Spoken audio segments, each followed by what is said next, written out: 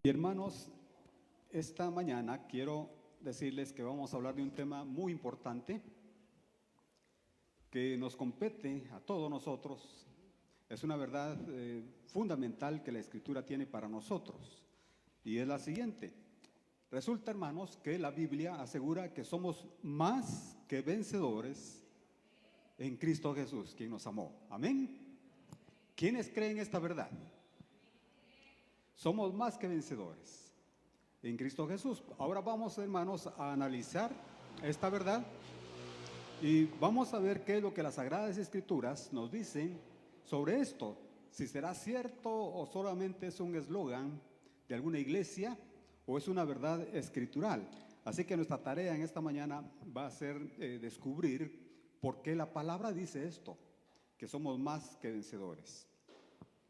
Precisamente hoy llegamos a la parte final de este pasaje tan importante de Romanos capítulo 8, que en realidad la gran idea empieza en el capítulo 6 y va a finalizar con los últimos versículos que vamos a tocar nosotros esta mañana, que van a abarcar de los versículos capítulo 8, versos 28 hasta el 39. Ese va a ser el texto que vamos a usar esta mañana para hablar de que somos más que vencedores. Cuando hablamos de esta palabra, más que vencedores, a mí me viene a la mente uno de los deportes favoritos de la afición, ¿no? Del pueblo. Yo creo que es el deporte del pueblo y es el ciclismo precisamente. En una vuelta nacional, en un tour nacional, por ejemplo el Tour de Francia, ustedes saben que los ciclistas tienen que prepararse con muchos meses, años, para estar preparados para llegar y competir correctamente y tener la opción de ganar. Pero cuando empiezan las etapas de la vuelta, normalmente son 15 etapas, ¿verdad? Se ve ahí digamos, toda la fuerza, toda la habilidad, toda la inteligencia, la fortaleza que los atletas tienen. Y es un deporte difícil, porque a veces tienen que pasar planos, valles, donde pues uno va más o menos tranquilo, pero hay mucho sol, hay mucho viento. Tenemos que vencer la fuerza del viento.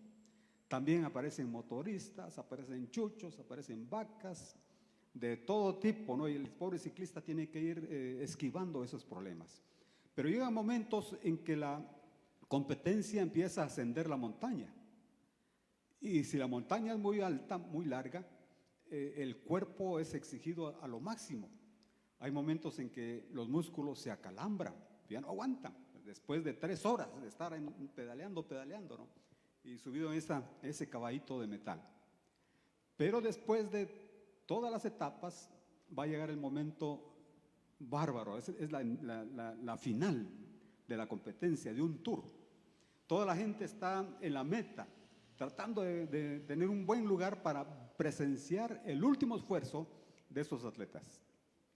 Yo recuerdo que en Guatemala la meta final estaba en una parte alta, después de unos 3 kilómetros de recta. Y ahí se veía cómo se venían preparando los equipos, metiéndose uno, metiéndose el otro, ¿verdad? Otros aguantando un poquito el aire para el sprint final.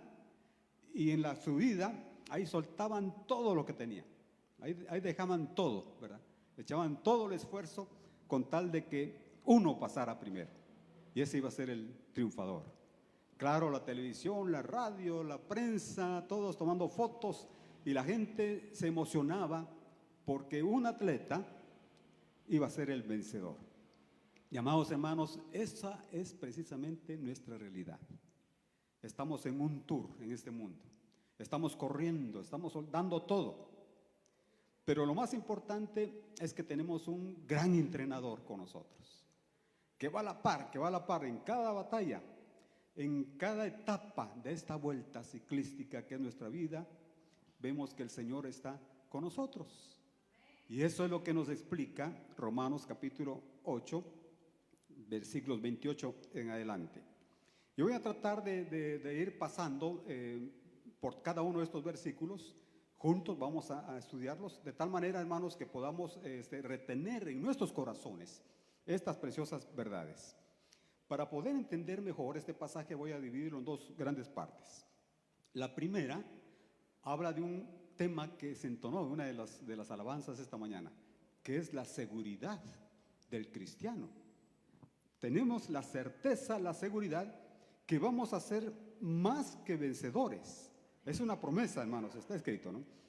Y el versículo 28, empecemos, hermanos, ahí en nuestras Biblias. Busquen Romanos capítulo 8, versículo 28. Vamos a ir verso por verso, tratando de sacar al máximo la enseñanza acá. Dice el 28, un versículo que ustedes conocen de memoria.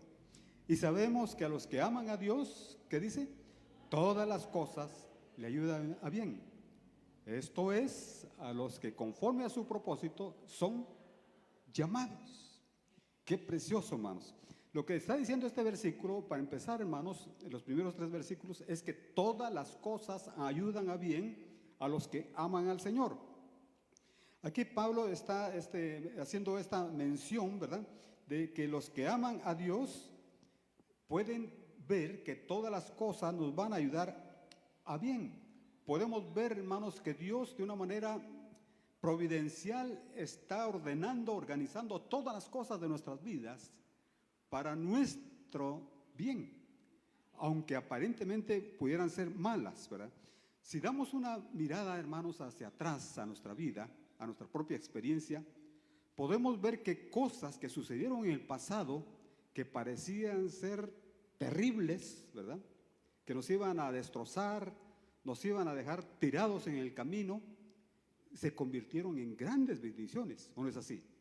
Si hacemos una reflexión hacia atrás, ¿verdad?, podemos ver cómo desde pequeñitos aquellas cosas que los vimos desastrosas, amenazantes, el Señor fue transformándolas para nuestro bien.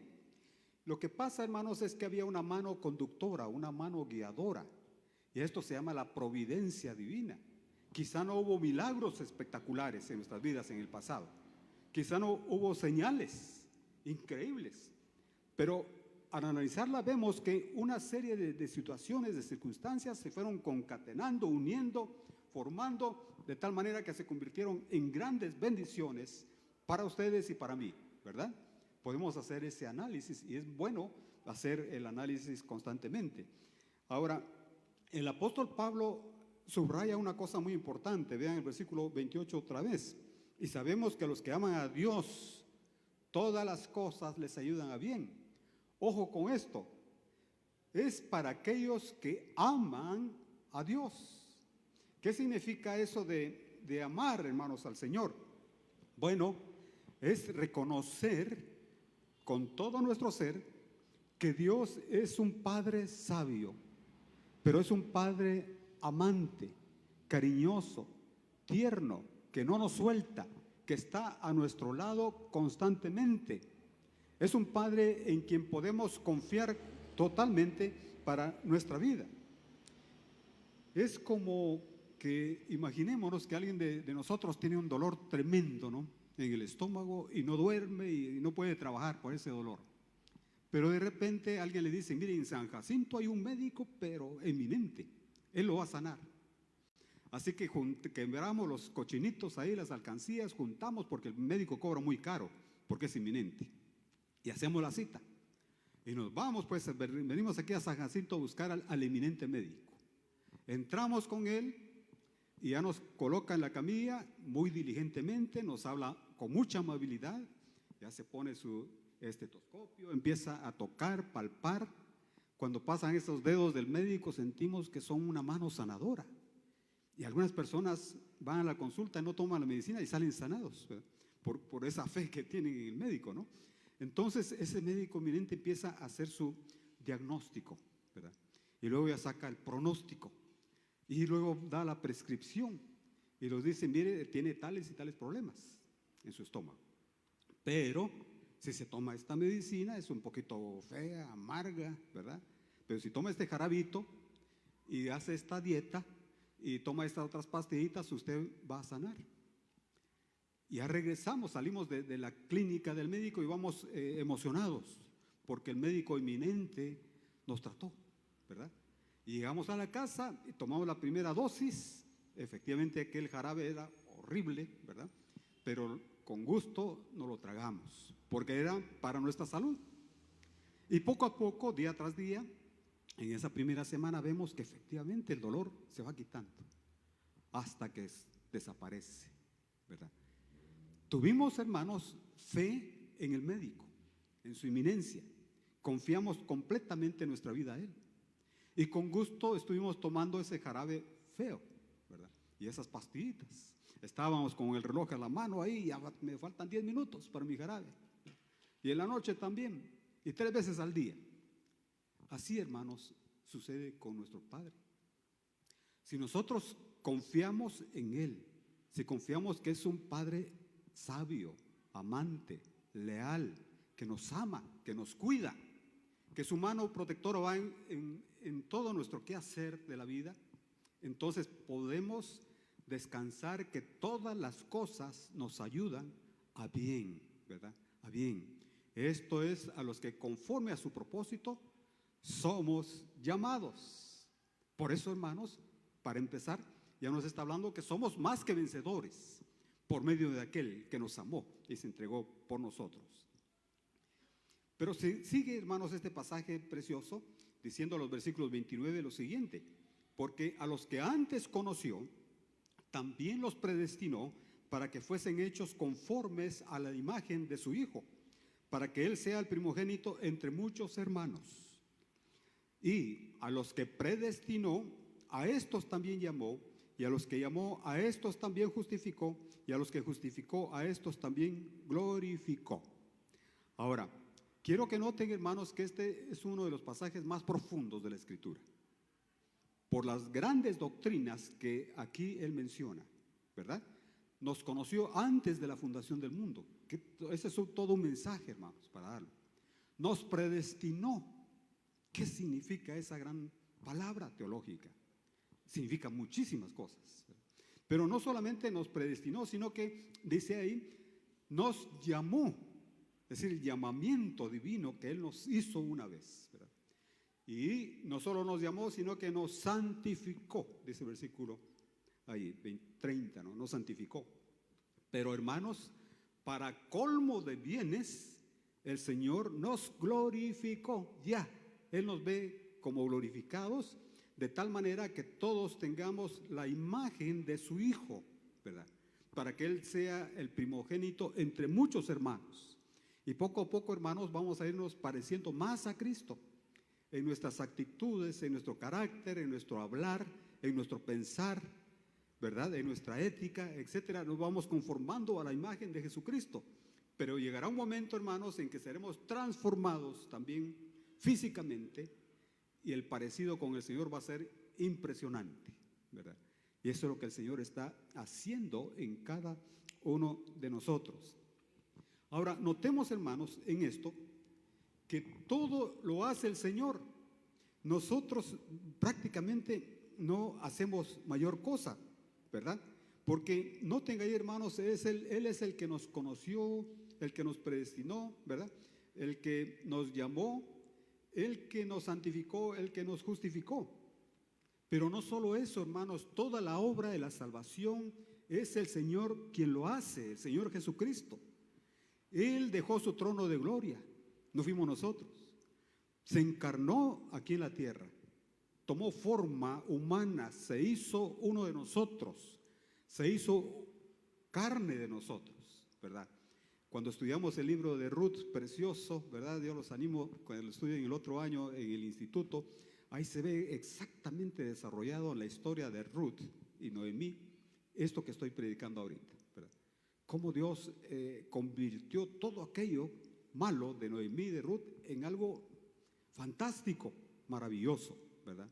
Pero es que el Señor todo lo hace, porque dejó el cielo, se encarnó aquí, se hizo hermano redentor, es lo que se ve en uno de los temas de Ruth.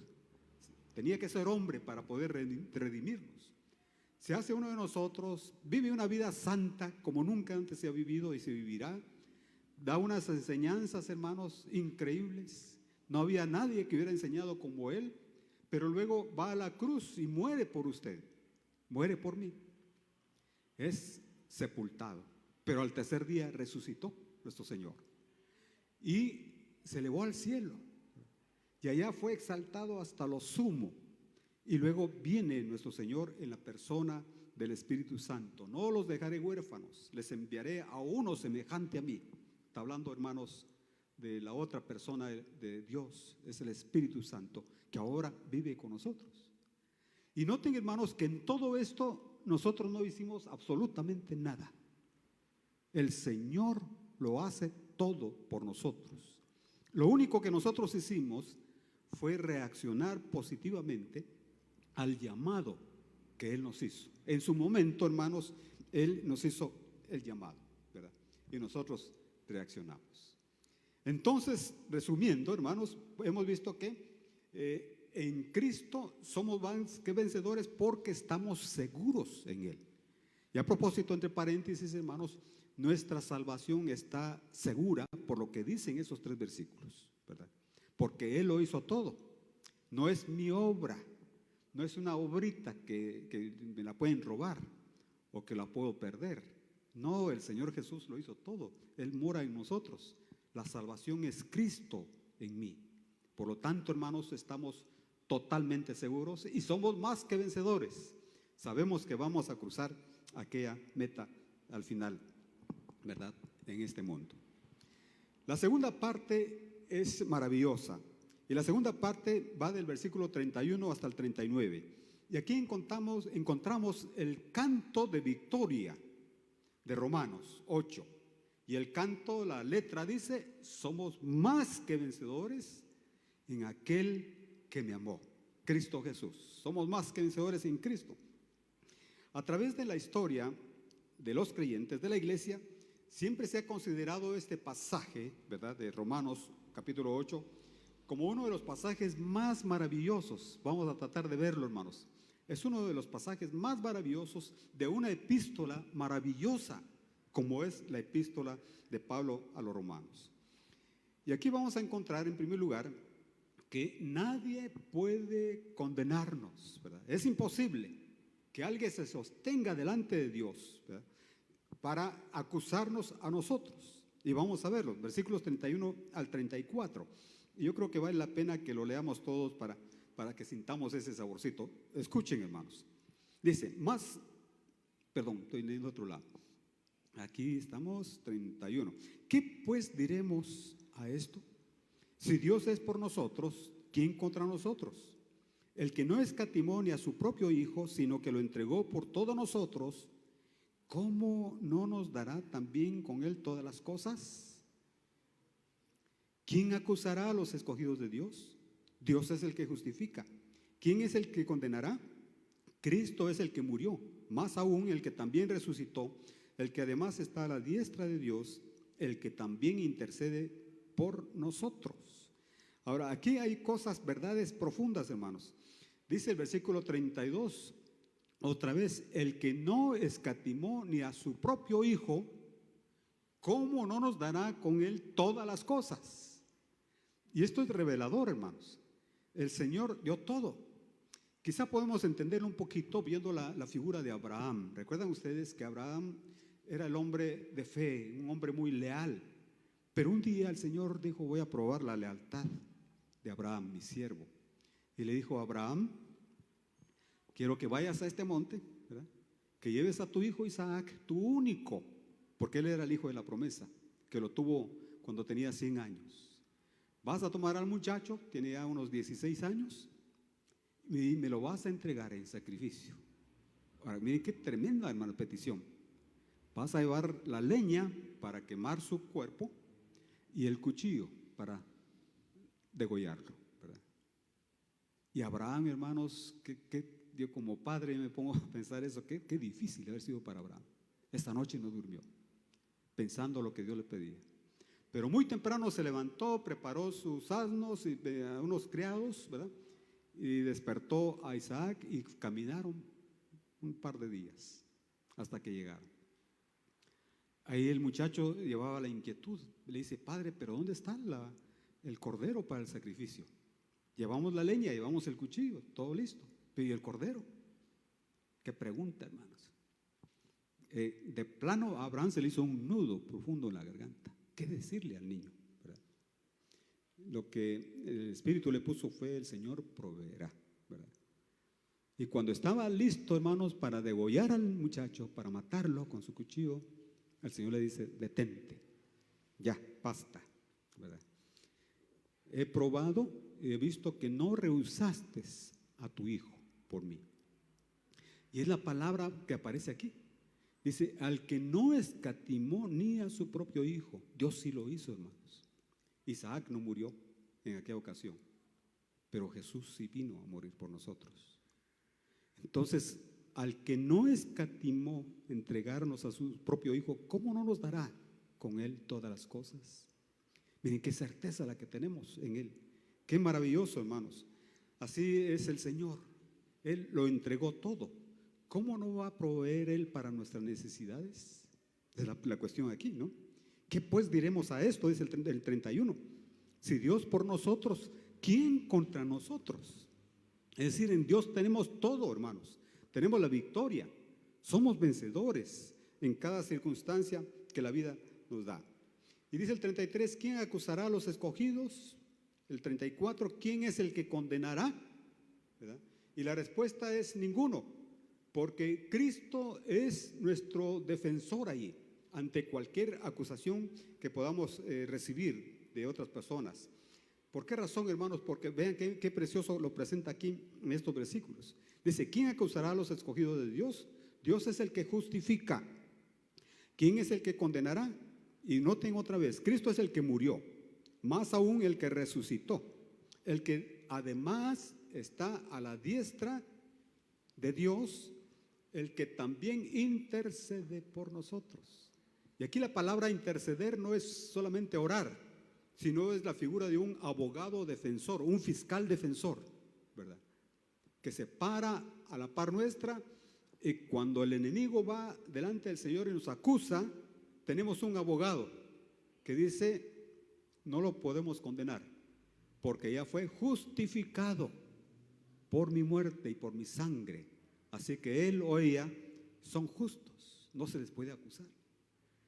Nada ni nadie nos puede acusar delante de Dios y salir victorioso, porque tenemos un abogado defensor, Cristo Jesús, que vela por nosotros. En segundo lugar, en esta segunda parte, hermanos, es que nada nos puede separar de su amor. Y este mensaje es lindo, esta parte, ¿no? Es imposible, hermanos, que cualquier circunstancia separe al hombre justificado del amor de Dios. Es tanto el compromiso del Señor para con nosotros, hermanos, que nada nos puede apartar del amor del Señor.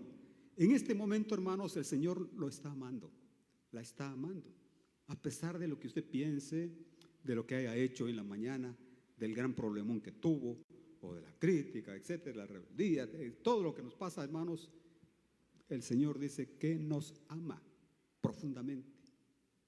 Y noten cómo empieza este pasaje con el versículo 35. ¿Quién nos separará del amor de Cristo? Miren qué pregunta retórica. ¿Quién nos puede separar del amor de Cristo? La respuesta es nadie. Y luego saca una lista aquí de posibles enemigos. Nos separará la tribulación, o la angustia, o la persecución, o el hambre, o desnudez, o peligro, o espada. Miren qué enemigos más tremendos, hermanos. Esto, ¿no? Repito, la tribulación podría separarnos, o la angustia, o la persecución, o también el hambre, o la desnudez, el peligro, la espada. Y luego cita un pasaje del Salmos capítulo 44 que dice: por causa de ti somos muertos todo el tiempo, versículo 38. Somos contados como ovejas de matadero. Pero aquí viene, hermanos, el canto de victoria, el versículo 37. Antes, en todas estas cosas que ha citado anteriormente, tribulación, angustia, hambre, desnudez, etcétera, en todas estas cosas somos más que vencedores, dice el versículo 37, por medio de aquel que nos amó. ¿Qué tal si lo repetimos en voz alta, hermanos, todos juntos, este pasaje? Antes, en todas estas cosas somos más que vencedores por medio de aquel que nos amó. Qué lindo, ¿no? Lo que dice.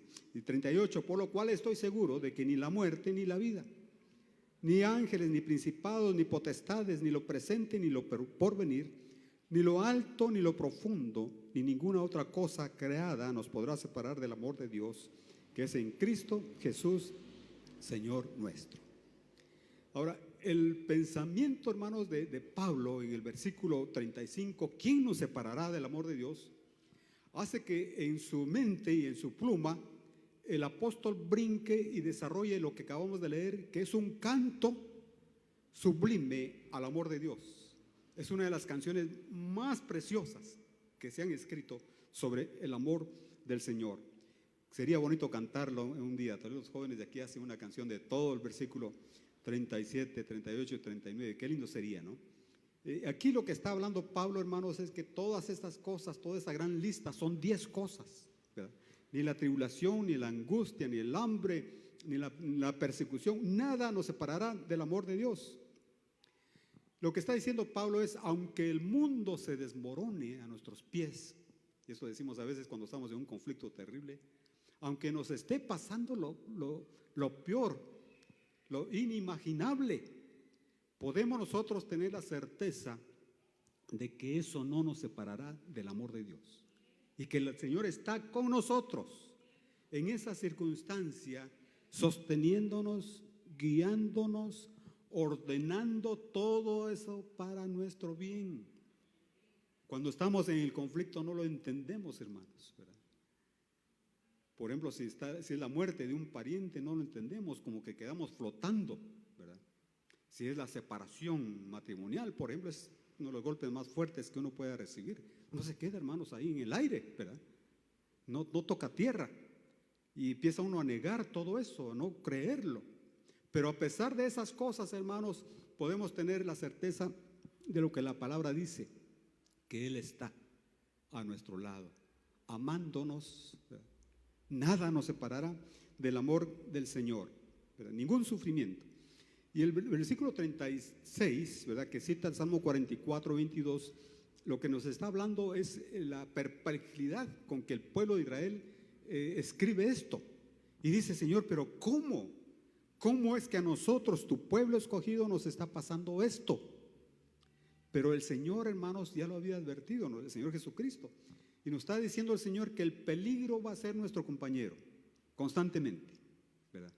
Siempre vamos a tener ahí, hermanos, la sombra de la muerte, de la enfermedad, de las vicisitudes de esta vida. Y bien lo dijo nuestro Señor Jesucristo en San Marcos 8:35. Dice, porque el que quiera salvar su vida, la perderá. Pero el que pierda su vida por causa de mí y del Evangelio, la salvará. Es decir, hermanos, tenemos que ser realistas. Estamos en un mundo, como dicen, un mundo cruel, de verdad. Un mundo difícil, un mundo que se va a oponer contra nosotros. Los cristianos estamos nadando en contra de la corriente. Todo lo que pensamos, hacemos y decimos, hermanos, va contra la corriente. Podemos bendecir a la gente y la gente nos va a maldecir. Podemos tratar de hacerles un bien y la persona no cristiana va a responder de una manera negativa. Todo, hermanos, está contra nosotros. Pero es que de eso se trata. Como decía aquel corito antiguo, ¿no? Dice, batalla no es batalla, sino viene la prueba. Exactamente. Es que estos campeones de ciclismo, hermanos, no se van en una bajadita y llegan. No, pasan peligros a cada ratito. Hoyos ahí, pinchaduras de la bicicleta, que fracturas de la misma bicicleta y salen volando. O que otro competidor se le mete y soban la llanta y sale uno volando por los aires, ¿no? Y aterriza en el asfalto con mucho dolor. Esa es una serie de pruebas. Así es nuestra carrera, hermanos. No vamos a encontrar un lecho de flores ahí en el cual vamos a caminar. Y el Señor no nos ofrece eso, precisamente. No nos ofrece que no vamos a sufrir, que estamos eximidos de todo problema. No, lo que el Señor nos asegura aquí es que vamos a ser más que vencedores por medio de aquel que nos amó, porque Él está con nosotros. Entonces, cada problema de la vida podemos convertirlo, hermanos, como dice una canción por ahí, las espinas del rosal la convertimos en rosas fragantes. Cada problema podemos en el Señor transformarla completamente. Démosle una miradita final, hermanos, a estos versículos, ¿verdad? Dice, por lo cual, dice el versículo 38, estoy seguro de que ni la muerte ni la vida, noten, ¿verdad? Es decir, esta primera pareja de problemas, ni la muerte, es decir, la muerte es el postrer enemigo que se va a oponer contra nosotros. Y la vida se refiere, hermanos, a los problemas que tenemos en esta vida. Ni la muerte ni la vida nos van a separar del amor del Señor. Ni los ángeles, ni principados, ni potestades.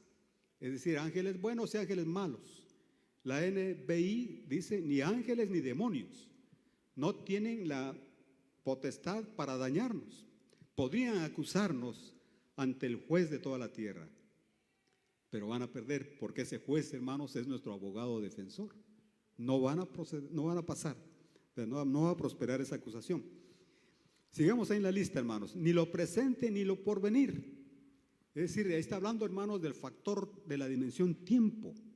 Ni lo que estamos viviendo ahora, ni lo que va a venir en un futuro, nos va a separar del amor de Dios. Estamos totalmente asegurados en eso, ¿no? Luego dice, ni lo alto ni lo profundo, ¿verdad?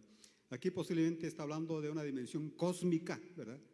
Si hubieran otros mundos que pudieran generar seres que nos van a dañar, ni eso nos va a damnificar a nosotros, ni nos va a apartar del amor del Señor.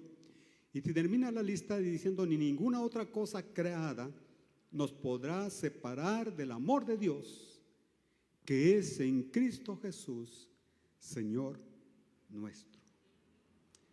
Tenemos que notar, hermanos, que estas verdades profundas son básicamente para aquellos que aman a Dios. Nosotros, hermanos, hemos sido equipados para ver esto, porque conocemos el amor de Dios. Conocemos que Él es el Padre amante, Él es nuestro Padre todopoderoso, el que está a nuestro lado. Pero los que no conocen al Señor, los incrédulos, hermanos, esta vida sí es un tormento. Es una tribulación permanente. Es un sufrimiento tal que quisieran escapar. Y muchos mejor se dan un balazo en la cabeza porque no soportan lo que va acá. Pero nosotros, los cristianos, los que amamos a Dios, hermanos, somos más que vencedores, como dice el versículo 39, ¿no? Dice, somos más que vencedores por medio de aquel que nos amó y nos asegura que el amor de Dios, ¿verdad?, está con nosotros, y ese amor que es en Cristo Jesús, Señor nuestro. Y aquí usa el término kurios, Jesús, mi Dios, mi soberano, el todopoderoso en mi vida. Nadie entonces, hermanos, nos va a poder separar del amor de Dios. Ni lo alto, ni lo profundo, ni lo presente, ni lo porvenir, ni ángeles, ni potestades, nada nos separará del amor del Señor. Podemos concluir entonces, hermanos, esta mañana lo siguiente, ¿verdad? Podemos concluir esta reflexión, que todo lo que el Señor hizo, hace y hará, tiene su base en el amor de Dios hacia nosotros. Todo lo que somos, hermanos, es por su amor. El lugar en el cual estamos ahora, hermanos, es por su amor. Los que somos cristianos fuimos predestinados para esto. Así que, hermanos, desde que somos pequeños, yo puedo analizar mi vida, hermanos, desde mi nacimiento, la cuna donde nací, todo lo que el Señor me dio a través de la genética de mis padres, mi papá, mi mamá, ¿verdad? Y todo lo que ha pasado en mi vida, puedo ver la mano del Señor guiando, dirigiendo, una mano directriz y directora, ¿verdad? Porque tengo la certeza de que Él me ama profundamente, como nadie me podría amar, ¿verdad? Entonces, esa es la base, hermanos, de nuestra confianza. Esa verdad, hermanos, nos convierte en más que vencedores por medio de aquel que nos amó. Y podemos decir con certeza, porque sabemos que a los que aman a Dios, todas las cosas nos ayudan a bien. Amén, hermanos. Gloria a Dios. Padre bendito, en esta hora queremos darte las gracias por este pasaje triunfal, victorioso de tu palabra. Pero es victorioso porque aquí estás tú. Es un canto para ti, Señor. Tú eres leal, tú eres fiel, tú eres sabio, tú eres poderoso, Señor. Tú nos has conocido desde antes de la fundación del mundo. Y, Señor, tú nos dices a tu Hijo Jesús, quien vino a dar su vida por nosotros. Te alabamos, Señor, porque ahora Él vive en nuestros corazones y podemos experimentar tu amor momento a momento y podemos entonar este canto juntamente con Pablo y todos los santos victoriosos. Somos más que vencedores por medio de aquel que nos amó, Cristo Jesús. Señor, también quiero interceder en oración por mis hermanos y hermanas que están aquí o se encuentran en sus casas a través de Facebook Live. Y hermano y hermanos, si usted tiene una necesidad fuerte hoy, dígalo del médico Señor, sana mi dolor. Dame sabiduría para entender lo que tú estás haciendo.